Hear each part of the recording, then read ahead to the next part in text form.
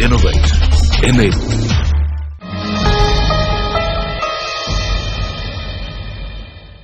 Hello and welcome to this special show Farm to Fashion that we are hosting at Textiles India 2017 in Gandhinagar in Gujarat. Textiles India 2017 is touted to be India's first B2B global level event in the textile space to showcase India's prowess to the rest of the world. What's really the potential of the Indian textile sector? What will it take for India to become the fashion design capital of the world? How is GST going to change the game? And really, how can we revive our dying arts and handicrafts while marching ahead with technology in this textile sector? To answer all of these questions and more, I'm joined by a very eminent panel today. Starting from my extreme left, Sudhir Dhingra, CMD of Orient Craft, Pushpa Subramaniam, Additional Secretary, Ministry of Textiles, and Sunil Sethi, President of the Fashion Design Council of India. Welcome, gentlemen. Welcome, Pushpa. Thank you so much for taking out time to be on the panel today. Pushpa, would you like to take us through what has happened over the last 3 days? I believe 65 MOUs have been signed with different countries and companies as well as government bodies. That's right. Textiles India 2017 has been one of the biggest events that the ministry has organized over the last 6 to 7 decades. We are very happy that we had participation from over 104 countries.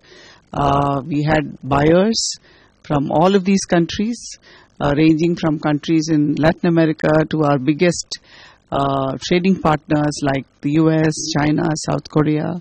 We had 6 states who have very closely collaborated with the ministry and the industry to make this event happen.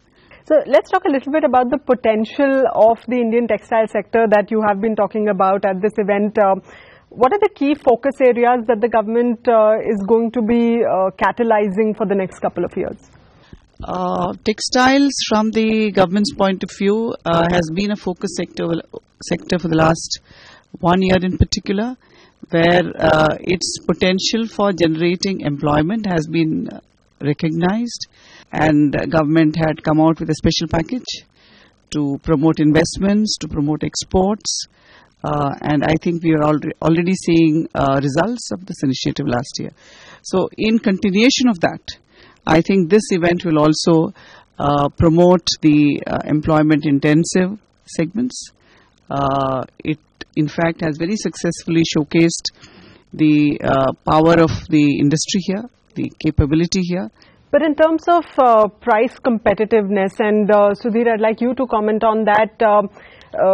As far as the garment sector in India is concerned, it's not as competitive as, say, a Bangladesh is. So what is it that's missing, and what is it that India needs to do to compete far better? The biggest challenge that we face is lack of competitiveness, and that comes from a couple of factors. Firstly, we must recognize the fact that garmenting as a business, 25 to 35% of the cost comes from the labor. And raw materials are raw materials, whether they're in Bangladesh or Africa or anywhere else in the world. So everybody is competing on labor and, of course, innovation. But the price is determined by the labor cost. And then several countries who have gained unfair advantage through FTAs with the big importing countries like USA, UK, Europe and others. Now, and these duties are anywhere between, let's say, 10% to 29%. If we do an FTA, in my opinion, let's say UK, Europe and America, today, if our garmenting business is about 17 billion, it will go and grow 3 to 4 times with no other change. That's how strong this can be. And for us to sort of recognize that, okay, every billion brings in about 25 lakh new jobs. What a wonderful opportunity. From a government perspective, would you like to respond to that? Let me tell you what we've done. Insofar as labor problems is concerned, the cost of labor, 2 major, I think, unprecedented policy decisions have been taken, which are not easy. This is firstly that the government would pick up the employer's contribution, complete 12% for the new workforce they take. This is again to help the employers so that their costs reduce on the wage front. Secondly, I think something more useful industry seasonal, their demands are seasonal. So they hire the workforce, and many a time they face problems because of the labor laws. So what we've done is, with the permitting fixed term employment for this sector, they can hire workers for the period they need, and they can contract, in a sense the contract employment is permitted now, while ensuring that the workers are treated like formal workers. The disadvantage they face in terms of duties, and your point that FTAs need to be finalized with our major trading partners like EU and the UK, given that this is a time-taking procedure, negotiations with these two groups, what the government has done to benefit the sector is to reduce this handicap that they face by providing rebate of state levies for all the exports they do. So this, in a sense, gives them a 5% advantage, which they earlier weren't getting. So I think this is a major step. Okay, so I'm going to shift gears right now and shift the focus from manufacturing to design, and I'd like Mr. Sethi to jump in here. What will it take for India to become a fashion design capital of the world? For centuries, it's been Paris, it's been Milan. We are always the executors and the manufacturers. Is there dearth of innovation, or what is the challenge? We are very well known for product development, be it in apparel, be it in craft, be it in carpets. We are focusing on one part of that, which is product development, and there is no other person who's as flexible and as talented as Indian exporters are and Indian manufacturers are. As far as Indian fashion designers are concerned, what's happened is ours is a nascent industry. We're only the first time everybody in the country was talking about boutiques and fashion designers was hardly 10-15 years ago. And even in this time, we've had 3 or 4 very important names who've made it there. If Paris is considered the hub, and in the Paris Fashion Week, we already have 2 of our fashion designers who've been showcasing season after season. It requires more than almost 1 crore just to be part of one fashion week in Paris. And both Manish Arora as well as Rahul Mishra have been doing that. And our talent there in the terms of fashion is, people have started to realize that we have a USP. But that USP needn't be on only design. It needs to be on different ranges we come for. So every single store in the world who has a multi-designer store will like to take an Indian designer. Why? Because we have a USP of textile. The ministry did a beautiful fashion show here. But what people came out saying was that the beauty of the fashion show was the beauty of the Indian textile. So what we have inherently is such great textile that nobody else will be able to compete with us. And I think that's important, that instead of just focusing on design, if we focus on innovation in our textile, if we focus on the product development we are doing, we're going to make it. All right, so on that note, let's take a short break at this point, but stay with us, because on the other side, the conversation continues with our eminent experts on farm to fashion that's coming to you from Textiles India 2017 in Gandhinagar.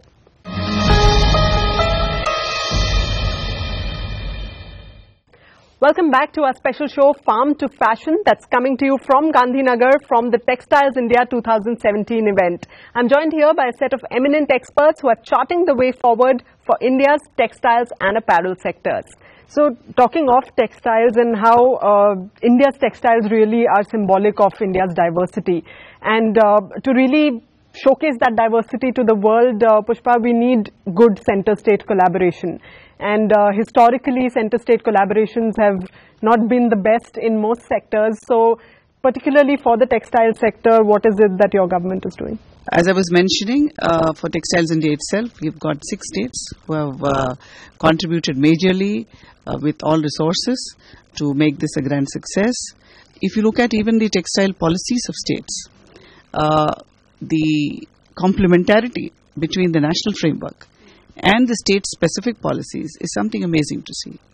Whether it is a fiscal incentive we give, a subsidy we give, or the labor reforms we do, they join in with their own similar aligned policies so that textiles can grow. When you look at handlooms and handicrafts, which is traditionally something that the states are also very, very focused about, we again see a similar alignment, a similar collaboration. States like Tamil Nadu, you have Orissa, you have West Bengal doing so well in promoting handlooms. And we see a surge in the branding initiative that we have taken from Government of India. Since the last 2 years, we have the India Handloom brand. So this again promotes their own policies to preserve, conserve and promote their unique handloom.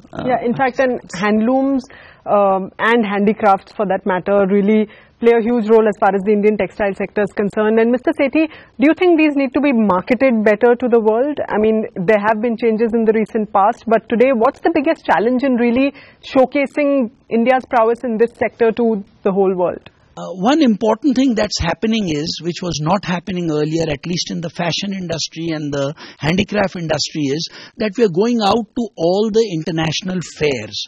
So you name a fair in the world and you will see an Indian delegation there. You will see the councils which are set up by the Ministry of Textile take up space irrespective, and there's always an exporter who's waiting to be part of that. So I think that is the very first and a very important step to show brand India. And after that, I think the government can only do that much. It is up to the individual companies. One important question which keeps coming back to us is, how come you don't have an Indian international brand as yet? So, that is all because we have not scaled up, or our quality yet has to reach some place, or we have to go and kind of get into those marketplace in a way. And I think that happens, I think it's an exporter, it's private companies, it's bigger corporations who have to do that. As far as government... Would you like to add to that, Mr. Dhingra? An active collaboration between export houses and some of these, I would say, art and craft clusters is very critical at this point, and I think as the government promotes this, most of us today have very large design workforce. Within my own company, I have 900 people who do nothing but product development. We do almost 1,000 new samples every day. Now that's how we sustain our business. It is required. Now maybe if we can take this step forward to say, because we have customers coming to us every day. Now, how we can collaborate with the government and bring various, fabrics and accessories into our showrooms, into our own design studios throughout the industry, and then promote it. I think that should be the next step, which is commercializing it. Right. And it's not hard to do. But are you seeing more and more exporters of your size really collaborating with artists at the grassroots level? No, I must admit that is not happening. But why is that? Is because there a lack of demand? Most of the fabrics that are coming out need to be of the standard, which means unless we start to initiate and start interacting with these weaving communities and set the standards of colors and dyes and finishes, and a lot of these fabrics need to be refinished. We will have to bring all these fabrics to the international level of testing, which can be done through an active collaboration, and I'm sure the Textile Ministry can promote. And I'd like you to respond to that. Under the Skill India program, are we keeping in mind global demands? Are we training our workforce to really aim for the globe and not really produce products at a local level? In response to what he's been mentioning, I'd like to just make 2 points. Firstly, NIFT. NIFT is a premier fashion institute supported by the government by a statute, which now has 16 campuses. And it produces, I think, quality students and really supports the apparel industry, as I understand, in getting new designs. And he himself was mentioning he employs a whole host of them to beat the competition overseas. A second thing we're doing is the fact that we have a rich variety of traditional designs and weaves, which is part of our heritage. And these are spread across hundreds of clusters in several states. And a very good initiative, I think we have launched in recent times, is to attach famous designers to each of these clusters so that they mutually benefit. So the strategy now is to improve livelihoods of these weavers through better forward and backward linkages and provision of improved infrastructure in all these different elements. From and what's the kind of impact you've seen? We've already done about 30 to 40 clusters. We've got some famous designers attached to some of them. Is it, I'd like to know that, because at the center of this whole ecosystem is the weaver, and in the end, is he getting a much better lifestyle than he did a couple of years back? Absolutely. In fact, Mr. Sethi was mentioning about the Grand Fashion Show that we had as part of this event. And we get the weavers who actually did the designs to walk along with the fashion designers. So they get acknowledgement, they get a market space. So we think it's a very promising initiative. Early days, as I said, 6 to 8 months ago. So we need to see how these results will pan out, but I'm sure they're going to be very, very beneficial to the weavers. And fortunately, we don't have to struggle with prices so much in the fashion industry, because the margins are slightly higher than an exporter. So it's important that what's important for the fashion designer is that he gets from the weaver, if he's able to get the skills that he has and come up with new and new techniques for product, he pays much more for the fabric. When he pays more for the fabric, at the end of it, who benefits out of it? The weaver themselves. If I could just mention something about the potential of Indian handlooms.